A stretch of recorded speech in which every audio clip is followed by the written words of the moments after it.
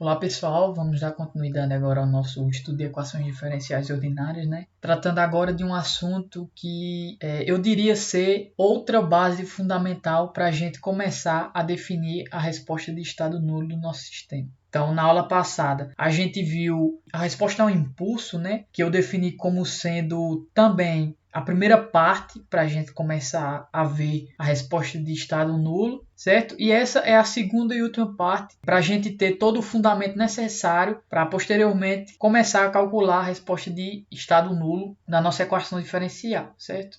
O assunto de hoje é a convolução, que se trata de uma operação matemática que a gente faz entre sinais que tem como resultado um terceiro sinal, certo? Então a gente vai ver aqui um dos tópicos que a gente vai ver, alguns dos, né? É a definição da convolução, certo? Que aqui já dá uma ideia do que é, nada mais é do que um processo de integração. Então, se eu tenho funções e aplico uma integral, o resultado que eu obtenho é uma outra função. E posteriormente, após definido o que é essa convolução e como a gente consegue calculá-la, a gente vai compor essa operação de convolução juntamente com a resposta ao impulso, que a gente aprendeu a calcular na aula passada, e a partir disso definir o que é a resposta de estado nulo do nosso sistema, certo? Aqui a gente já tem uma ideia de que a nossa resposta de estado nulo nada mais é do que uma convolução entre a resposta ao impulso e outra coisa que a gente vai saber o que é, ou seja, a convolução entre dois sinais. E por fim, como dito na primeira aula, a gente sabe que nos sistemas lineares, certo? E por consequência nas equações diferenciais lineares, a gente consegue particionar a nossa resposta total em duas parcelas. Uma parcela que a gente chamou de resposta de entrada nula, e a gente viu na primeira aula como se calcula, e a resposta ao estado nulo, que a gente vai ver nessa aula. Então, a gente vai definir aqui também, formalmente, a nossa resposta total, ou seja, é a soma dessas duas componentes. A gente possivelmente vai ver um exemplo também de como se fazer isso. Bom, então vamos lá entrar um pouco mais a fundo no caráter teórico de o que é a convolução e sua definição matemática. Suponhamos que a gente tenha dois sinais, duas funções, x1 e x2 de t, certo? Essas duas funções, por conveniência que elas são funções contínuas, certo? Então, ao se aplicar a convolução entre x1 e x2, e a operação de convolução ela é indicada por esse asterisco, certo? Então, x1 asterisco com x2 é uma convolução. Ela é matematicamente igual a integração de menos infinito a infinito do produto de x1 em tal, certo? A variável tal, multiplicada por x2 em t menos tal, certo? E a integração que a gente faz é na variável tal. Mas, embora a gente esteja integrando na variável tal, a gente vai receber como resultado, ou seja, o resultado da convolução, um sinal em t, certo? Então, o resultado da nossa convolução aqui eu posso definir como um c, ele vai ser na variável t, certo? Mesmo que a gente esteja calculando em tal. E qual a função desse t aqui? Bem, a gente vai ver definitivamente o que significa, certo? Essa convolução, como calculá-la e, por consequência, a gente vai ver qual é o significado desse t, ok? Mas antes disso, vamos trazer aqui algumas das propriedades da nossa convolução, certo? A primeira é a propriedade comutativa, que eu diria que ser talvez a mais importante e eu vou explicar posteriormente por quê. Mas, basicamente, o que a propriedade comutativa nos diz é que a convolução entre um sinal x1 e x2 é a mesma coisa de eu convoluir o sinal x2 com x1. Então, aqui é aquela velha regra de a ordem dos fatores não altera o produto, certo? Então, basicamente, o que a gente tem é isso. E essa propriedade ela é bem fácil, relativamente fácil de ser demonstrada, certo? Então, eu vou escrevê-la aqui. A gente tem que x1 de t, convolução com x2 de t, é a mesma coisa que convoluir o sinal x2 com o sinal x1, certo? Então, a ordem aqui dos sinais na convolução não vai alterar em nada o nosso resultado. E a gente quer provar isso, certo? Qual o primeiro passo para a gente provar isso? A gente vai tomar a definição da convolução. Então, x1 convolução com x2 nada mais é do que a integral de menos infinito a infinito de x1 em tal multiplicado por x2 em t menos tal. E essa integral, lembrando, ela é feita na variável tal, certo? Bom, essa é a definição dessa convolução e a gente vai fazer uma substituição simples aqui. Vamos definir a variável z como sendo t menos tal, certo? Definida a variável z como sendo t menos tal, vamos calcular quem é o nosso dz. Então, dz é igual a menos d tal, certo? Porque lembre que a gente está tratando aqui a variável t, embora ela não tenha um valor fixo, ela é uma incógnita para nós, mas ela não depende de tal, certo? E a gente está integrando a variável tal. A partir dessa definição também, da nossa variável z aqui, a gente pode extrair daqui que tal nada mais é do que t menos z.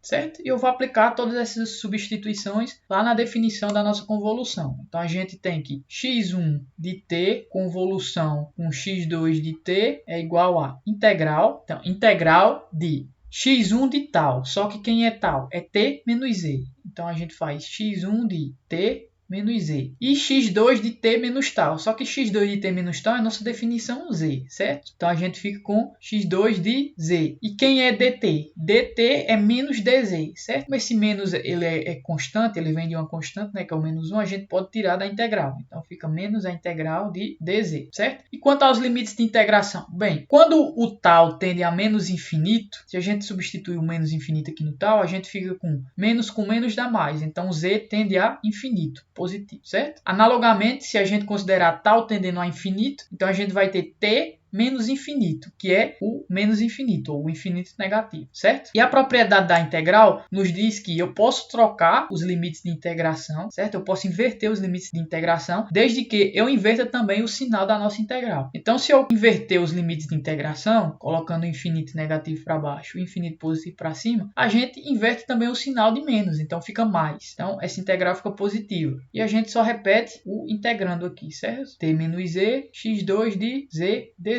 Se a gente olhar para essa integral e para a definição da nossa convolução, a gente vê que eles têm a mesma fórmula analítica, certo? A diferença é que o t menos a nossa variável de integração antes estava no x2, certo? E agora, nesse caso, ele está no x1. Então, o que foi que a gente fez? A gente apenas inverteu a convolução, ou seja, isso aqui é igual a x2 convolução com x1, certo? Então, a gente acabou de provar que x1 convolução com x2 é a mesma coisa que convoluir x2 com x1, certo? Então, essa é a propriedade comutativa da nossa convolução. A gente tem aqui outras propriedades, como a distributiva, ou seja, se eu tiver um sinal convoluído com a soma de outros dois sinais, é a mesma coisa de se calcular a convolução individualmente em cada sinal e somar essas duas convoluções. É só fazer a distributiva aqui, do nosso sinal de convolução com cada sinal individualmente da soma. Existe também a propriedade associativa. Se eu tiver um sinal convoluído com um sinal que é resultado de outra convolução, eu posso pegar esse sinal que anteriormente que estava, digamos que sozinho, né? Eu posso fazer o seguinte, ao invés de calcular essa convolução desse sinal com o resultado da convolução dos outros dois sinais, eu posso convoluir o primeiro sinal com o segundo e convoluir o resultado dessa convolução com o terceiro. A propriedade aqui, ela é bem simples, mas um pouco confusa de descrever, certo? Mas pela fórmula que a gente vê, que independente da convolução que eu calcular primeiro, o resultado vai ser igual, certo? Existe outra propriedade chamada de propriedade do deslocamento no tempo. Ou seja, se nós temos que C é o resultado da convolução de x1 com x2, então se a gente provocar um deslocamento no sinal 2, por exemplo, um deslocamento de t, a gente tem que esse mesmo deslocamento, certo? Esse deslocamento ele pode ser refletido para o sinal 1, certo? São iguais. E esse deslocamento, ou no sinal 2 ou no sinal 1, vai se resultar na nossa função, a função C, né, que é o resultado da convolução. Então, se eu aplicar um deslocamento em qualquer um dos dois sinais, esse deslocamento ele vai se refletir na nossa resposta final, no resultado da nossa convolução, certo? E analogamente, a gente pode afirmar que se o deslocamento temporal ele for aplicado simultaneamente nos dois sinais, ambos os deslocamentos, ou seja, o deslocamento do sinal 1 e o deslocamento do sinal 2, vão atuar sobre a resposta final, certo? Então, a gente tem aqui a presença do T1 e do T2 na nossa convolução final. Certo? E essas são as propriedades da convolução e a definição da convolução. Por que eu não fiz a demonstração dessas outras propriedades, apenas da propriedade comutativa? Porque eu diria que dentre essas, a comutativa ela vai ser a mais importante para a gente. Porque, no geral, a gente vai sempre estar convoluindo dois sinais, né? E esses dois sinais eles podem ter formas analíticas bem diferentes. Então, veja que a gente tem que aplicar para calcular a convolução, na definição da convolução, né? A gente tem que aplicar ao argumento de um dos dois sinais essa expressão aqui, t menos tal. Certo? E dependendo da expressão que a gente está aplicando, ou seja, dependendo desse x2, esse procedimento de convolução, o cálculo dessa integral, ele pode ser um pouco dificultado, certo? Então, se eu tiver uma função x1 em que ao aplicar essa operação t menos tal, eu posso calcular essa integral de forma mais fácil. Então a gente tem que a propriedade da comutatividade, que nos diz que independente da ordem da convolução, o resultado é a mesma, a gente tem que essa propriedade ela vai nos ajudar um pouco, certo? Ela pode ser um facilitador na hora de se calcular essa convolução. Certo? E para exemplificar como se calcular uma convolução, a gente vai ver aqui, a gente vai tentar aqui, na verdade, calcular a convolução entre dois sinais, certo? A gente vai ter um sinal que eu vou chamar de x1 de t, que é igual a exponencial de lambda t, u de t, certo? E o segundo sinal é x2 de t é igual a u de t. Esse u de t é aquela função rampa, né? Que ela é 1 para valores maiores que 0, certo? E 0 para valores menores que 0. Então, o u de t junto com a exponencial nos diz que esse sinal x1 de t é um sinal causal, certo? E a gente vai considerar aqui que esse lambda, nesse caso, ele vai ser maior do que 0. Então, a gente tem essas duas funções e vamos ter que aplicar a convolução entre elas, certo? E a gente vai ver que o procedimento de resolução de convolução, ele não é puramente matemático, ele não é puramente operacional aqui. A gente não vai ter que calcular somente essa integral. Na verdade, antes de calcular essa integral, a gente vai ter que fazer aqui uma análise geométrica das curvas que cada função dessa representa, certo? Então, cada sinal desse representa uma curva específica. A gente vai ver que curvas são essas, como calcular essa convolução unindo a parte operacional, a parte matemática operacional e uma parte um pouco mais geométrica. Okay? Então, vamos ver aqui como são as curvas, qual o comportamento das curvas dessas duas funções, certo? Desses dois sinais. Certo, pessoal? Aqui a gente tem as curvas que representam os nossos dois sinais, certo? Com a curva em vermelho sendo o nosso x2, certo? x2 de t, que é igual a u de t, e a curva em azul sendo o nosso x1. Então, x1 de t é igual a exponencial de lambda t, u de t. Lembrando que o lambda aqui é maior do que 0. Portanto, a gente tem que na origem ambas as funções são iguais a 1, certo? No ponto 0, ambas as funções são iguais a 1. A exponencial ela é crescente e o u de t ele é constante 1. Então, o nosso problema de calcular a convolução, ele vai se dividir essencialmente aqui em 4 passos básicos. Vocês vão sempre poder aplicar esses 4 passos no cálculo das convoluções, certo? Para facilitar, a gente está unindo as operações matemáticas, certo? Ou seja, uma análise operacional juntamente com a análise gráfica. Então, esses são os gráficos das duas funções. A gente viu que para calcular a convolução de x1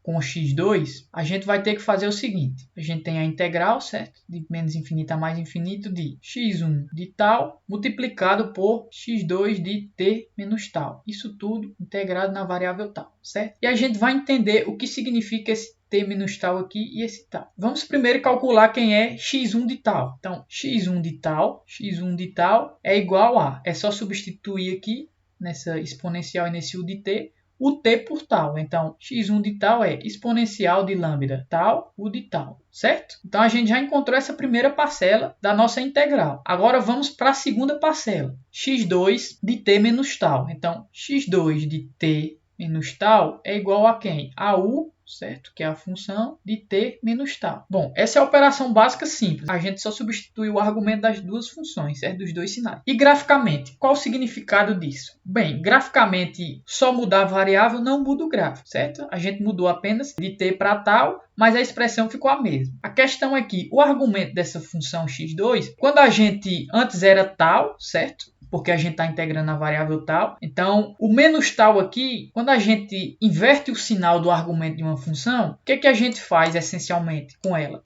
A gente inverte o gráfico dela, a gente aplica uma simetria nesse gráfico em relação ao eixo y, certo? Então, antes a gente tinha que essa reta estava sobre o semiplano positivo do nosso plano cartesiano, certo? Ele estava nessa parte aqui, esse gráfico do x2, como a gente pode ver aqui, certo? Só que agora, ao aplicar o menos tal, esquecendo esse t aqui primeiramente, vamos esquecer esse t, aplicando o menos tal, a gente fez uma inversão nesse gráfico, certo? Então, esse gráfico foi refletido em relação ao eixo y, certo? Bom, a gente fez a reflexão e posteriormente somou um t aqui, certo? Porque afinal, isso aqui é a mesma coisa que u de menos tal mais t, certo? Então a gente somou um t. E qual o significado de somar um t no argumento de uma função?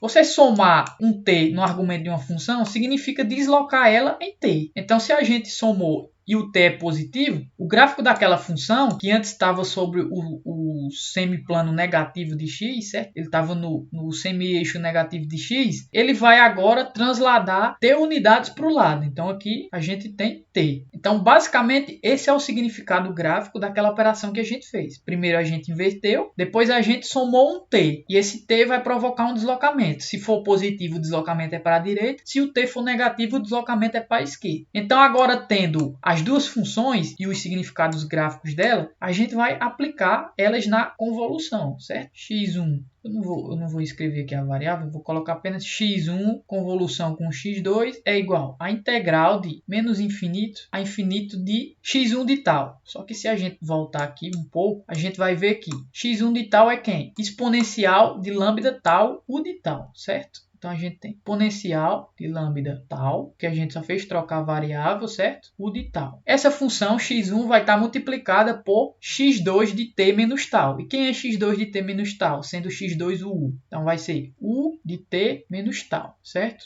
Tudo isso integrado em detalhe. Então a gente vai ter que analisar o seguinte: como agora calcular essa integral de menos infinito a infinito desse produto? Então vamos considerar o seguinte: vamos inicialmente analisar aquele caso em que a gente só inverte a função antes de somar com o t, certo? Então a gente fez aquela inversão, a gente refletiu simetricamente em relação ao eixo y e esse é o resultado. Se eu calcular o produto entre essas duas funções, qual que vai ser o resultado? Então o que eu quero é x1 de tal vezes x2 de menos tal, certo? Quem é que vai ser esse resultado? Bem, a gente tem que, para os valores de tal menor do que zero, ou seja, para esses valores aqui, os valores negativos, a gente tem que o nosso x1 ele é zero, porque ele não está definido aqui. Só quem está definido aqui é o x2, certo? Então a gente tem que x1 vezes x2 é igual a zero se tal menor do que zero, porque apenas uma das funções está definida nesse intervalo. E para tal maior do que zero, para tal maior que zero, a gente tem que x2 é zero, porém x1 está bem definido, certo? Então a gente vai ter o seguinte, que x1 de tal vezes x2 de menos tal também é igual a zero se a gente considerar tal maior que zero, certo? Então a gente tem aqui basicamente todos os valores reais, exceto no ponto zero, ok? Então, se a gente considerar tal igual a zero, quem vai ser esse produto? x1 de tal vezes x2 de menos tal. Bom, esse produto a gente vai ter que ver. As duas funções estão definidas em zero? Sim, ambas estão definidas em zero. E qual o valor delas em zero? Ambas as funções é igual a 1 em zero, certo?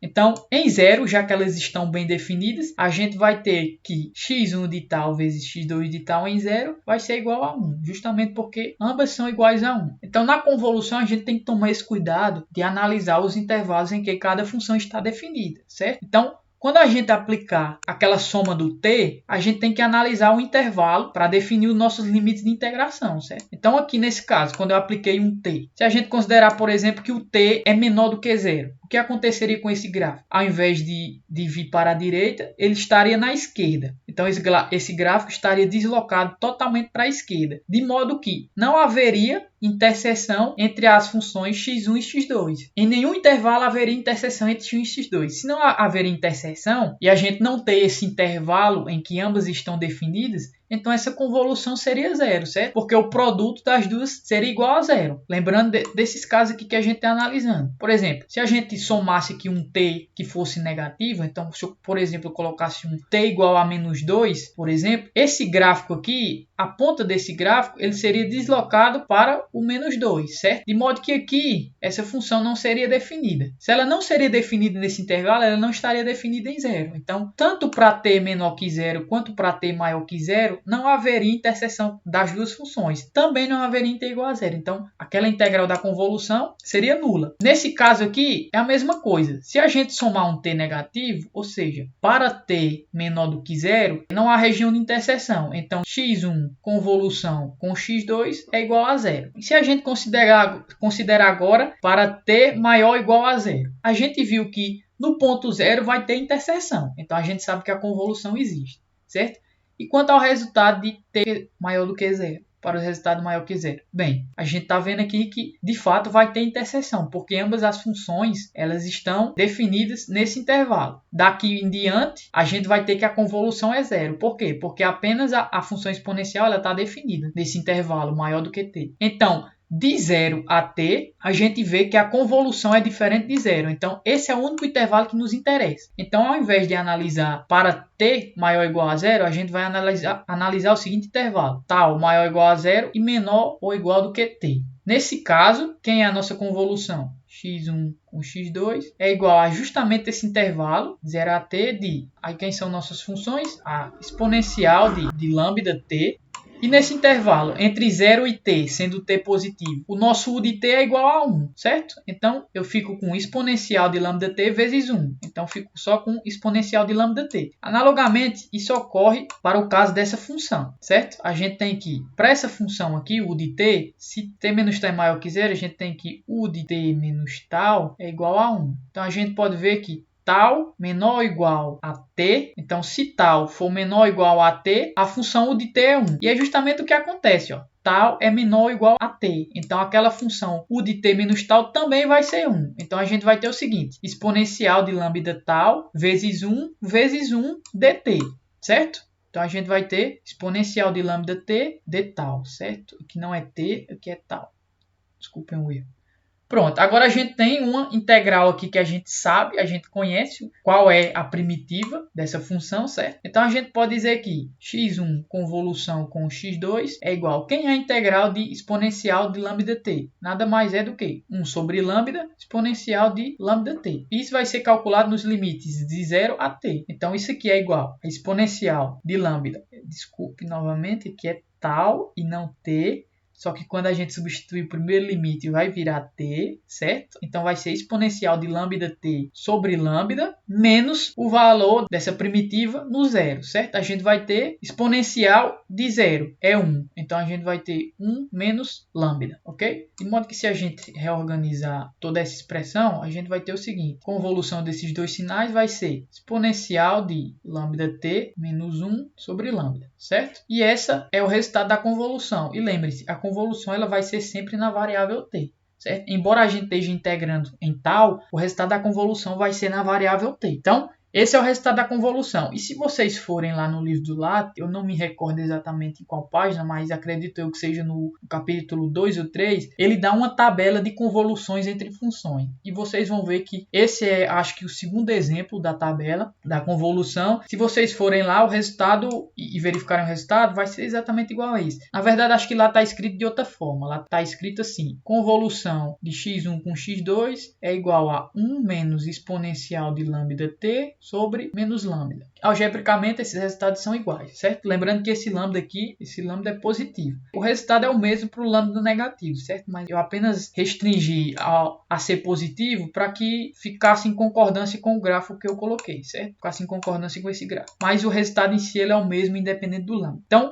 essa é a forma que a gente tem de calcular a convolução, certo? A gente pode definir todo esse procedimento em 4 passos básicos. Qual é o primeiro passo que a gente faz? A gente pega a definição da convolução, certo? Substitui o t por tal. Então, em cada sinal a gente substitui t por tal. E lembrando que um dos sinais vai ficar com t menos tal. E aqui vem aquela facilitação que eu falei antes. Veja que os sinais x e x2 têm expressões bem diferentes. Aqui a gente tem uma exponencial, certo? Então, é mais fácil aplicar esse t menos tal na função mais simples, que é o u de t. Se eu aplicar para a exponencial, o resultado vai ser o mesmo. Vocês podem até verificar isso. O resultado vai ser o mesmo. Mas, quanto a questões operacionais, a gente provavelmente vai fazer menos operações matemáticas se esse t menos tal for aplicado à função mais simples, que foi o que eu fiz. Então a gente faz a substituição. Depois verifica como fica o gráfico da nossa função refletida sobre o eixo y, certo? Então a gente reflete uma das funções em relação ao eixo y e verifica como fica o gráfico. Depois a gente soma o t. Aquele t que é uma incógnita, ou seja, ele pode adquirir tanto valores positivos quanto negativos. Aí depois a gente soma o t e verifica os intervalos em comuns que elas estão definidas. Para os intervalos em que elas não estão definidas, ou que em qualquer uma delas seja igual a 0, a gente vai ter que a convolução, nesse caso, vai ser nula. Certo? A gente só vai ter convolução de fato quando a gente tiver um intervalo bem definido em que as duas funções existam, certo? Ou seja, sejam diferentes de 0 naquele intervalo. E esse intervalo vai ser o nosso limite de integração, certo? Então a gente muda os limites de integração daquela convolução, certo? De 0 a t e faz a adequação aqui necessária em cada função, ou seja, a gente retira esses u de t's aqui, certo? E por fim, o último passo é calcular essa integral. A gente calcula analiticamente matematicamente, acha uma primitiva e depois substitui os valores do nosso intervalo de integração, certo? E por fim a gente chega na convolução.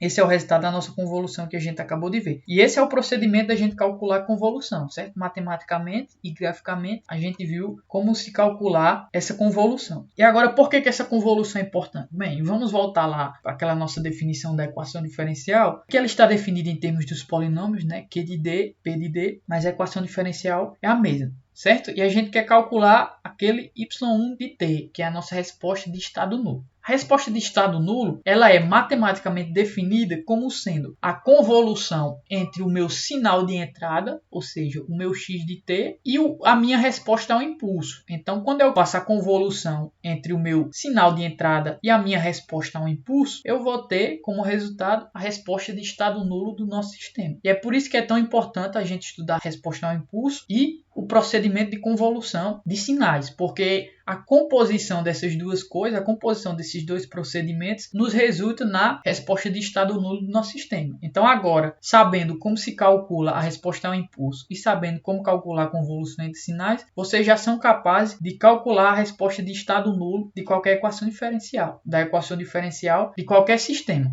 E por fim, a gente tem a resposta total, certo? A resposta total nada mais é do que a soma de y0, que é a nossa resposta de entrada nula, com o y1 de t, que é a nossa resposta de estado nulo. A resposta de estado nulo, ela é dada sempre pela convolução entre o sinal de entrada e a resposta ao impulso, certo? Isso sempre vai ser fixo. E a nossa resposta de entrada nula, bem, ela vai depender, como a gente viu, das suas raízes características, certo? Então, essencialmente, ela tem três formas analíticas que podem aparecer. Aquelas cujas raízes características do nosso polinômio são reais e distintas. Então, eu vou ter um modo característico para cada raiz, certo? Eu vou ter um exponencial e a soma dessa exponencial vai ser a nossa resposta de entrada nula. Analogamente, a gente pode ter raízes repetidas no nosso polinômio característico, certo? E para as raízes repetidas, a gente viu. Apenas uma exponencial vai ser definida, mas existirão aqui constantes e termos t's aqui, onde esse t ele pode receber uma potência qualquer, dependendo da ordem da nossa equação diferencial, que vão resultar em uma resposta de entrada nula desse tipo. E por fim, a gente pode ter raízes complexas, cujo formato da nossa resposta de entrada nula vai ser produto de uma exponencial com um cosseno. Então, a gente pode ter esses três tipos de resposta total. Na verdade, não é a resposta total que está variando. Em termos gerais, sim, é a resposta total que está variando, mas o que está variando nessa resposta total é justamente a nossa resposta de entrada nula. Tem três casos possíveis, certo? E lembrando que a resposta de estado nulo ela é sempre dada pela a mesma expressão, é a convolução do nosso sinal de entrada com a nossa resposta ao impulso, certo? Então, essa é a maneira mais geral que a gente tem, certo? Essa é a maneira que a gente está vendo aqui de como se calcular a resposta total de uma equação diferencial linear. Equação diferencial linear, coeficientes constantes. Então, a gente faz todos esses procedimentos para calcular aqui a resposta total da nossa equação diferencial, certo? E a gente vai ter um exemplo aqui, um exemplo prático para a gente fazer todos aqueles procedimentos que a gente viu, certo? Encontrar a resposta de entrada nula, a resposta ao impulso, convoluir a resposta ao impulso com a entrada para encontrar a nossa resposta total. Certo? Então vamos fazer esse exemplo aqui. Tem o seguinte enunciado. A gente tem a seguinte equação diferencial. T2, ou seja, a derivada de segunda ordem, mais 3D, que é a derivada de primeira ordem, mais 2, y de t, sendo y de t a resposta, certo? Que a gente quer encontrar d de x de t. Então, aqui a questão ela já nos dá os polinômios, certo? Sendo esse aqui o nosso q de d e esse aqui o nosso p de d. Certo? Qual é a primeira coisa que a gente tem que fazer? A gente tem que encontrar a resposta de entrada nula. Foi a primeira coisa que a gente aprendeu. Então, resposta de entrada nula, certo? Como é que a gente encontra a resposta de entrada nula? A gente tem que encontrar as raízes do nosso polinômio característico Q de lambda, certo? Então, Q de lambda é igual a zero. A gente pega o polinômio Q, substitui D por lambda, então a gente tem lambda ao quadrado mais 3D mais 2, 3 lambda mais 2, isso igual a zero. Se a gente calcular as raízes desse polinômio, a gente pode ter acesso a ela aqui de forma bem simples, e a gente vê que lambda mais 1, lambda mais 2 é igual a zero, certo? Eu explicitei aqui esse polinômio em termos das suas raízes, então a gente tem que as raízes são lambda 1 é igual a menos 1 e lambda 2 é igual a menos 2. Ou seja, a gente tem duas raízes características que são reais e distintas, certo? Então, nesse caso, quem é que vai ser nosso y0 de t, a nossa resposta de entrada nula? Vai ser K1 exponencial de lambda 1. Mas quem é lambda 1? É menos 1, então fica menos t, mais K2, a exponencial de menos 2t, que é o lambda 2. Então, essa é a expressão da nossa resposta de entrada nula. A gente só tem que descobrir agora quem é K1 e K2. Como é que fazemos isso? A gente faz isso olhando para as condições iniciais. Então, a gente tem que y0 de 0 é igual a 0, y ponto de 0 em 0 é menos 5. Então, a gente tem que... Primeiro, vamos calcular quem é a derivada de y0. Então, y0 ponto de t é igual a menos k1, que é a derivada da primeira parcela, menos 2k2 exponencial de menos 2t, certo? Então, essa é a derivada. Agora, a gente vê de acordo com as condições iniciais. Então, y0 de 0, 0 menos, né? Esse 0 menos diz respeito à nossa resposta de entrada nula, certo? Vai ser igual a k1, exponencial de 0 é 1, fica k1 mais exponencial de 0 é 1, k2. Só que quem é y0 de 0? É igual a 0, certo? Bem, essa é a minha primeira equação. A gente tem que, na segunda condição inicial, a gente tem que y0 ponto em 0, a gente substitui 0 aqui, então fica igual a exponencial de 0 é 1, né? Então fica menos k1 menos 2k2, isso aqui é igual. Quem é y0 ponto de 0? É menos 5. Então a gente tem aqui duas equações e duas incógnitas. A gente resolve o sistema e encontra quem é k1 e k2. Se eu somar essas duas equações, a gente vai ter que k1 corta com k1, menos 2k2 com k2 dá menos 1, então fica com menos k2 é igual a menos 5. Ou seja, K2 é igual a 5. Dessa primeira equação, a gente teria que K2 é igual a menos K1. Então, a gente conclui que K1 é igual a menos 5. Achamos K1 e K2, então temos a resposta de entrada nula. É igual. Vamos ver lá em cima quem era aqui. É K1 exponencial de menos t. Então, quem é K1? Menos 5 exponencial de menos t, mais K2, que é 5, exponencial de menos 2t, certo? Então, a gente achou aqui a nossa resposta de entrada nula. O que nos falta agora para achar a resposta total é encontrar a resposta de estado nulo. Só que antes, a gente vai ver quem é a resposta ao impulso, certo? Então, a gente vai ver quem é. A gente calculou aqui, y0, bateu com o resultado que a gente encontrou. A gente agora vai calcular a resposta ao impulso, certo? E quem é a resposta ao impulso? A gente chama a resposta ao impulso de h de t. É igual a b0, impulso de t, certo? Mais P de D, yn de t, tudo isso aqui, o de t, certo? Que é um sinal causal. Vamos lá, quem é o B0? Se a gente voltar lá na nossa equação diferencial, aqui, a gente tem que a ordem da maior derivada associada ao nosso sinal de saída é maior do que a ordem da maior derivada associada ao nosso sinal de entrada, certo? Porque aqui a gente tem uma derivada de ordem 2 e aqui a gente tem uma derivada de ordem 1. Então, nesse caso, nessas condições, a gente tem que B0 é 0, certo? Então, toda essa parcela aqui, ela vai para 0. Falta agora a gente encontrar quem é yn, certo? A gente viu que yn é dado pelos modos característicos. E isso a gente já achou, os modos característicos a gente já achou, que é justamente essas duas exponenciais, certo? Então eu vou escrever yn de t como sendo c1 exponencial de menos t mais c2 exponencial de menos 2t. Como que a gente encontra c1 e c2? Pelas condições iniciais associadas à resposta ao impulso, certo? A gente tem que, como a gente tem uma equação diferencial de ordem 2, né? Nesse tipo de equação diferencial, onde a ordem é maior do que 1, a gente vai ter mais de uma condição inicial, certo? Para uma equação diferencial de ordem 2, a gente vai ter duas condições iniciais. E a gente sabe que a última condição inicial, ou seja, a condição inicial relativa à derivada de ordem n-1, vai ser 1, certo? E quem é a derivada de ordem n-1? O n nesse caso é 2, certo? Então, yn de 0, n-1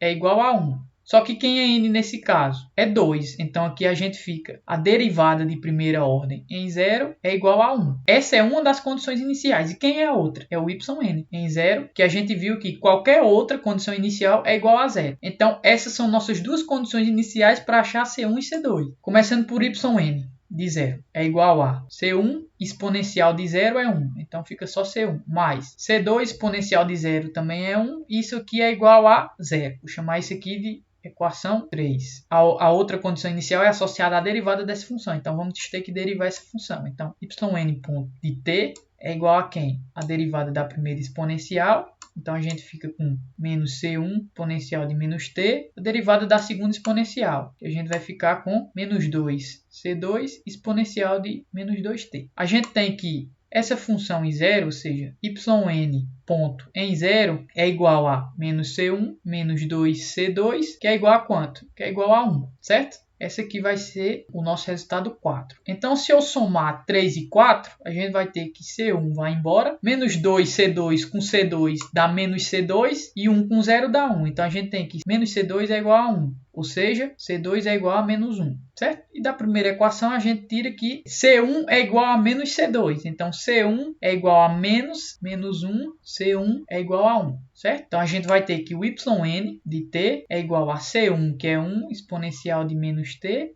mais C2, só que C2 é negativo, então fica menos 2t. E por fim, para a gente encontrar a resposta ao impulso final, a gente tem que aplicar o P de D, certo? E se a gente olhar lá na equação diferencial, nosso P de D é igual a D.